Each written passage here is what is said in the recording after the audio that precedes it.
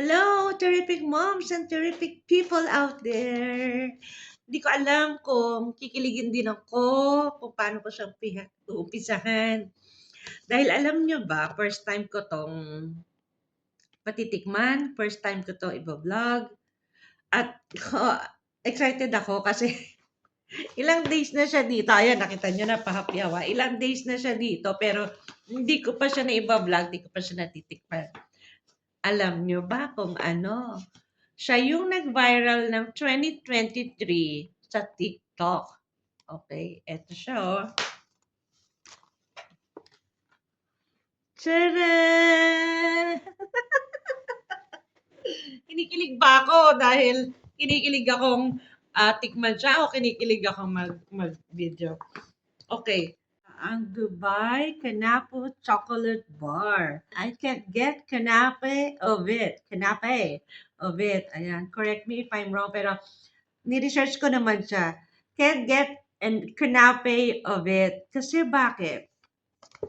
Grabe. Mamaya ko napapakita para surprise. Sabi ng mga nakatikim nito, kaya ang pangalan I can't get kanape of it. Hindi po pwedeng isang bite lang ang mangyayari. Hanggat nandyan ang chocolate bar na to, ang kanape, kakain at kakain ka. Napakarami niyang flavors pero dahil salamat sa bunso ko at sa partner niya, naalala nila ako dala ng dalawang bars. Ngayon, meron na silang dark chocolate. Actually, binuksan ko na siya, sinilip ko lang, pero mamaya ko papakita sa inyo. Ayan, di ba? Dalawang flavor siya, yung original at saka may dark chocolate na. So, bibigyan ko kayo ng brief history ng paano nabuo ang Dubai Kanafe Bar. So, si Sarah Hamoud, who is a British Egypt baking specialist, ay nagkikrave siya na nagbubuntis siya. Mahilig siyang kumain ng dessert. Dahil nga buntis siya, so parang meron siyang cravings na hinahanap. Hindi niya maintindihan. Di ba tayo pag nagbubuntis, may cravings tayo eh. Meron pa nga tayong na experience o naririnig ng mga kwentong mangga isinawsaw sa ice cream or balot nilagyan ng ice cream, parang gano'n ano. So si Sarah Hamoud na British Egyptian na based sa Dubai at mahilig siyang mag-bake, nag-iisip siya kung ano yung talagang cravings niya. Ngayon, ang mga Middle East people ay meron tinatawag na kunafe. Kunafe, dessert ito na isiniserve tuwing Ramadan. So, napaka-famous niya in the whole Middle East at lahat ng bansa sa Middle East ay hindi pwedeng hindi kilala to. Kung i-research niyo yan sa Google or sa Wikipedia, ang kanape ay para siyang pansit bihon na hilaw o parang miswa, ganun na itsura niya. Pero pastry siya. Nihahalo siya, ginagawa siyang dessert. Okay, ginagawa siyang dessert. Sorry, dessert na talaga siya, pero tinitimplahan siya at niluluto siya. So, famous na famous siya sa Middle East, lalong-lalo na pag Ramadan dahil yan ang hinahanda nila pag Ramadan. Okay? So, dahil naghahanap si Sarah Hamoud ng cravings ng kung ano yung cravings niya, hindi niya maintindihan, pero mahilig siya sa chocolates. Meron siyang factory nga ng chocolates. Nabuo sa isip niya yung kanape chocolate bar na ang feeling ay kanape, of course, pero may pistachio. Specifically, pistachio yung kanyang flavor. So, doon nabuo. At naghahanap siya ngayon ng chef na pwedeng tumulong sa kanya para mabuo yun. Kumbaga, maging professional yung pagkakaluto niya, pagkakabake niya. There comes in the person of Noel Katis from Umamalin. Yan. Noel Katis Umamalin from the Philippines. Kasi 16 years na siyang based sa Dubai bilang chef. At marami na siyang organization, marami na siyang trainings na ginawa para sa ibang chef na nasa Dubai. Hindi lang sa Dubai. So, nagkaroon sila ng collaboration para mabuo ang Dubai Canapé chocolate bar with pistachio cream filling na napaka-creamy talaga. Nakikita nyo later, titikman natin yan. Ngayon, itong Dubai Canapé chocolate bar na ito ay hindi ginagawa ng machine. Hindi. Nag-umpisa lang sila ng parang ilang piraso lang. Tapos, bumalita siya, as in, hindi pa lumalabas yung TikTok viral ng 2024 ha. Merong isang nag-viral na TikTok video noong 2024 na isang influencer vlogger at in-endorse niya. Kumbaga, hindi niya naman in-endorse kundi pinakita lang niya sa video kung gaano kasarap at gaano ka-appealing yung itsura ng chocolate canapé na to. So, from there, parang lahat ay nagkaroon ng curiosity para matikman. Pero itong tsokolate na ito, bago nyo to matikman, o-order kayo through Deliveroo sa Dubai. Pero ngayon yata ibabalik na nila sa May 2025. Okay. Binalik na nila. Sorry. Binalik na nila nung May. Ngayong 2025, sa Dubai Airport, makakabili ka na nito. Ngayon, sa Deliveroo, sabi nila, o-order ka lang between 2 to 5 p.m. Pag lumagpas ka ng 2 to 5, the following day ka na uli makaka-order. Wala na, sarado na. At, alam nyo ba, itong chocolate bar na to ay hindi nga ginagawa ng makina. This is manually baked. Binibake nila.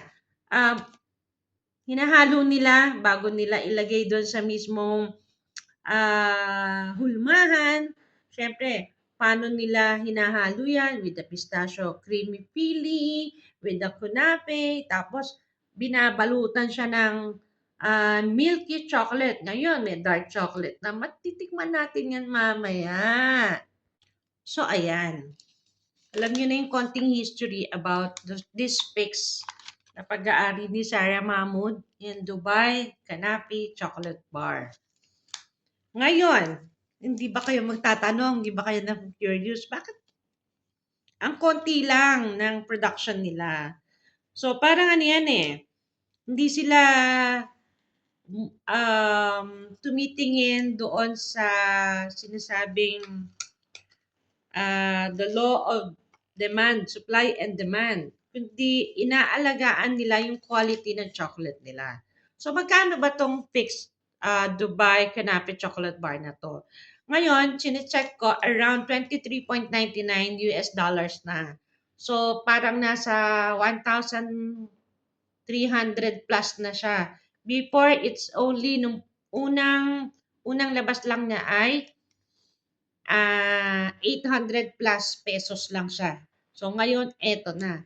Kaya naman, itong dalawang to, titigman na natin. Actually, nabuksan ko na siya, pinicture ko muna at binidyo ko.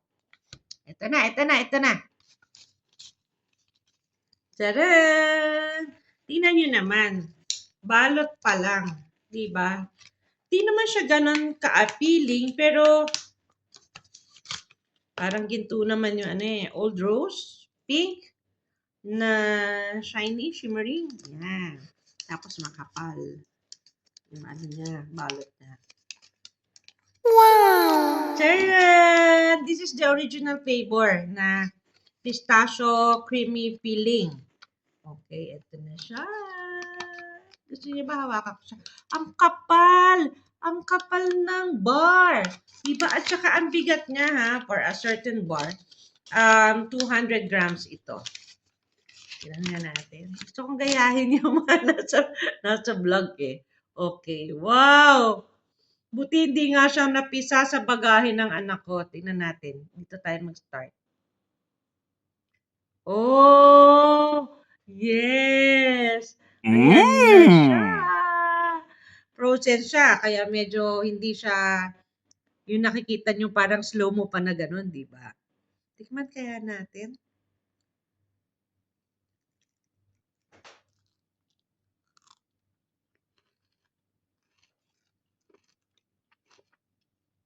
Naririnig niyo ba? Ang crunchy! Grabe! Mmm! Itatabi ko to. Ay, nako. May nakakagat akong crunchy. According sa research ko, yung creamy feeling ay pistachio. At yung crunchy na something inside ay, yun yung kanape. Parang ayoko munang bitawan.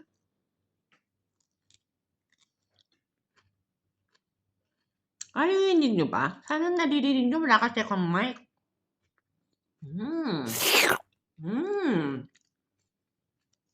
Bitawan muna natin to. Sabi natin. Buksan natin itong dark chocolate. Pagkumparahin lang natin. Kasi isa milk chocolate siya, di ba? Grabe. Nakaka-addict nga. Babes, titirang kita, huwag ka mag-alala. Eto na. Binuksan ko na. Eto yung dark chocolate. Ayan, nakalagay. Dark chocolate.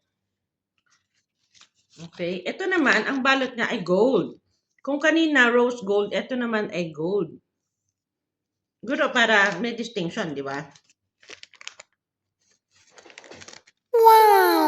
Wow! Pag nakita niyo siya in person, para siyang painting. Ayan, oh. Meron na siyang see how parang amazing yung pagkaka-design ng pagkaka-coating ng chocolate sa kanya. At sumisilip talaga. Sumisilip yung pistachio. Ayan, oh. Wow, wow, wow, wow. Nakadikit siya sa paper pero gusto ko siyang tanggalin para makita nyo kung paano natin siya bibiyakin. Ang taba niya, ang kapal niya, oh. Grabe, lumabas na yung pistachio. Ayan. Tignan natin dito lang para hindi lahat mabasag. Ayan na. Ayan na siya. Ito, grabe, hindi ko siya mabiyak. Tikman natin itong dark chocolate. Alam niyo naman yung dark chocolate, di ba? Pero tingnan natin kung anong lasa ng kanape with the dark chocolate coating.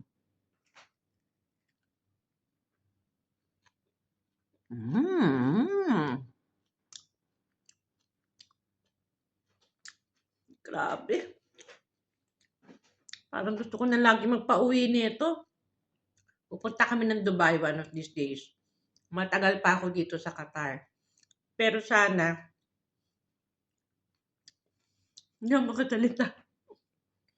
Paki-like nyo naman, share, and subscribe. Paki-click nyo na rin yung button, bell. Yung bell. Paki-click nyo na rin. Ayan na. So, sobrang sarap. Grabe. Paki-click nyo na rin yung button, bell. Bell button. Bahala kayo. Nawawala ako sa sarili ko dahil sa chocolate na to. Ang sarap. See you next time in my vlog. Next vlog. Thank you for watching, guys.